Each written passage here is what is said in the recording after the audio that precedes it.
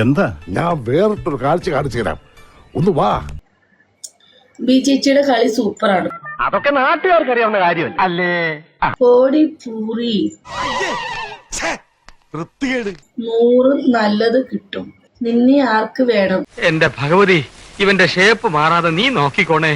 നിനക്ക് 100 കിട്ടുമെങ്കിൽ പോയി പണ്ണടാ പൂറി മോനെ ഇറങ്ങി. മക്കളുണ്ട് പൂറി. പോടാ മയിലെ ഇറങ്ങിട്ട്.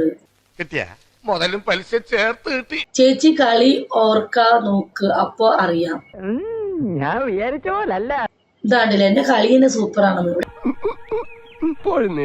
എനിക്കെന്തോ പോലെ എത്ര പേര് പറയുന്നു ബിജിയുടെ കളി ഒരു രക്ഷയില്ല. ചുമ്മാ സത്യം. രോമം ആരും ഓർമ്മിക്ക് നല്ല രോമമുണ്ട്. ഒന്ന് പോന്നേ. താഴെ രോമമുണ്ട്, കശത്ത് രോമമുണ്ട്, എല്ലായിടത്തും നല്ല രോമം.